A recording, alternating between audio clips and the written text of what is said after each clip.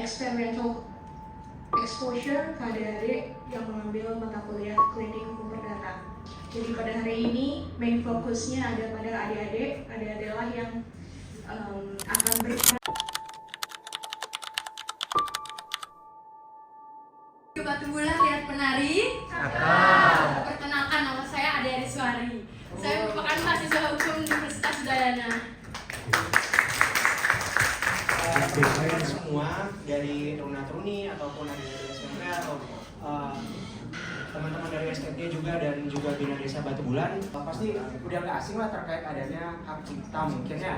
Mungkin yang adik-adik atau teman-teman tahu sekalian, lagu atau lukisan di sini ada yang tahu mungkin terkait apa itu hak cipta mungkin ada? Adik yang sebelah sini deh, aku tanya, kalau misalnya adik dengar tuh ciptaan, kira-kira apa yang adik pikirin? Oke lah, gue puisi. Teman-teman yang lain ada yang mau menambahkan? Ada teman-teman yang lain? Mungkin dari teman hak cipta itu adalah hak eksklusif yang dimiliki oleh seorang pencipta atas ciptaan yang dia tak dipahami apa sih hak moral. Jadi simpelnya gini aja. Kalau misalnya teman-teman di sini ada yang bikin lukisan atau ada yang bikin lagu, terus tiba-tiba ada orang yang ngaku, sama teman-teman semua ya, siapa sih yang suka bikin tidak gitu? Apa sih ada coba? Apa kurang ngerti apa sih? Nah, di sini masih teman-teman udah gak asing banget sama yang namanya TikTok. Nah, siapa yang sekarang di sini terus di remix tuh? Ada nggak? Pasti ada dong teman-teman di sini. Coba angkat. Pasti banyak dong yang bikin, apalagi apa tuh? Velocity. Iya dong, pasti nggak asing lagi dong. Nah, teman-teman tahu. Ini terjadi karena kan kalau misalnya kita mau buka mata ya, kalau misalnya dari Ade cerita di TikTok tuh banyak banget seperti yang tadi apa lagu-lagu jedak-jeduk, remix sampai apa tuh tadi Velocity. Nah ya itulah dia. Itu kan biasanya suka pakai lagu yang di remix gitu loh. Jadi sebenarnya gimana sih supaya kita tuh nggak melanggar adanya hak cipta sampai kayak Gen Halilintar tadi digugat terus dapat ganti rugi yang punya lagunya tuh 300 juta. Itu kan lumayan agak berat ya, apalagi maksudnya kita di sini mungkin umurnya kalau yang sudah legal itu mungkin belum punya penghasilan yang segitu banyak kecuali teman-teman main kripto ya kayak Timothy Ronald baru. Nah, upaya apa sih yang bisa kita lakukan? Next. Nah, berdasarkan ketentuan peraturan pemerintah nomor 56 tahun 2021, ini tuh ketentuan ini sebenarnya menjelaskan terkait adanya beberapa hal yang dapat dilakukan untuk teman-teman yang punya karya cipta.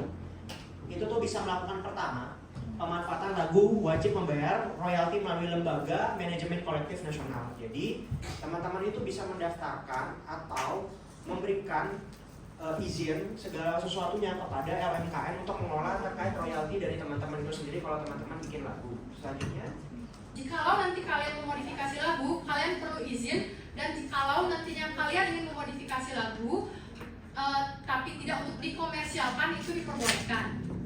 Kenalkan, nama saya Kadek Nasa Sudiarta. Saya dari perwakilan Institut Kemancanana dari Banjarnegara.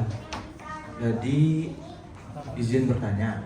Nah, misalnya nih, jika kan di Instagram itu ada fitur kayak musik ya, musik. Nah, di fitur musik tuh ada misalnya lagu yang sudah diremix nih. Apakah itu termasuk pelanggaran hak komersial atau tidak? Terima kasih. Atas kesempatannya, selamat siang.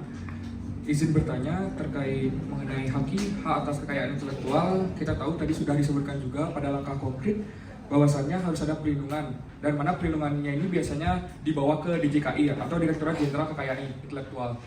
Pertanyaan saya yang pertama mengenai prosedur.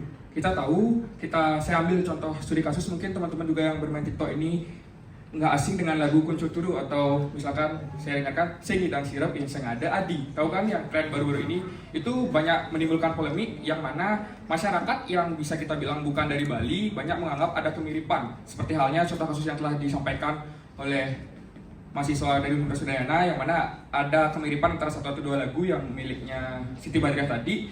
Pertanyaan saya, semisalkan kita bilang sebagai content creator atau pemilik musik yang sudah memiliki izin, bagaimana prosedurnya kita agar bisa kekayaan intelektual atau karya yang telah kita hasilkan tersebut terdaftar ke DJKI? Prosedurnya seperti apa, SOP-nya seperti apa, dan apa-apa saja yang sekiranya agar tidak terjadi bersinggungan dengan pihak lain. Itu yang pertanyaan saya pertama. Lalu pertanyaan saya yang kedua, memang benar, saya juga sejalur, saya sependapat, saya sepemahaman juga bahwa haki ini penting, yang mana agar orang lain tidak langsung saja menjiplak atau mengambil karya kita dengan semena-mena.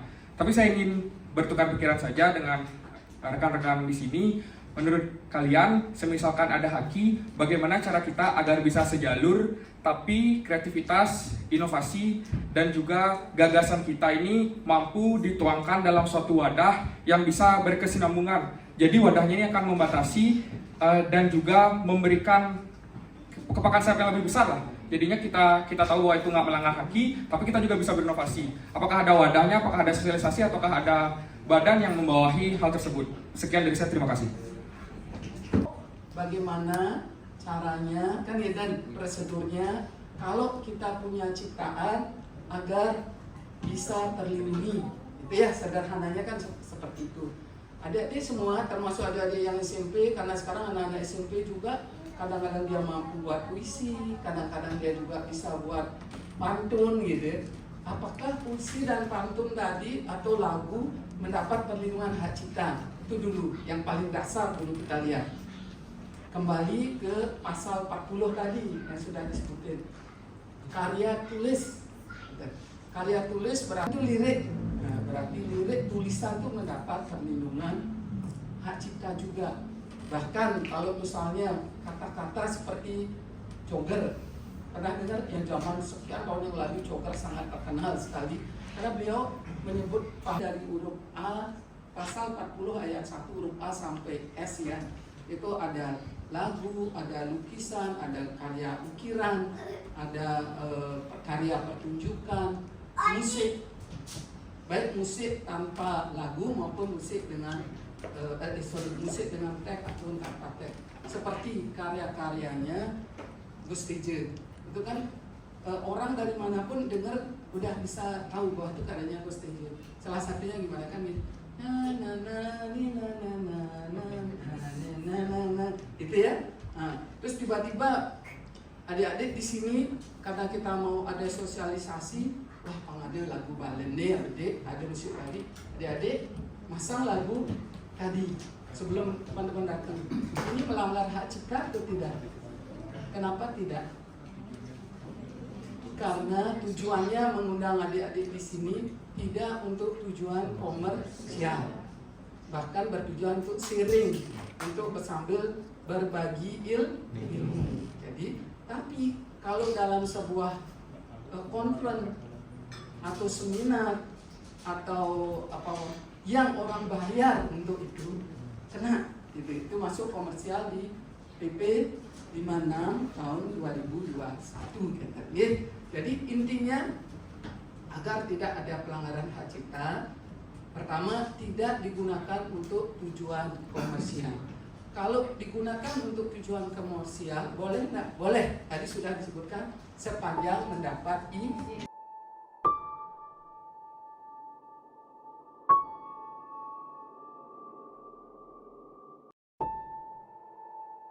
Pertanyaan yang luar biasa. Adik-adik kami sangat khas memberi identitas kepada Iya dong, pasti.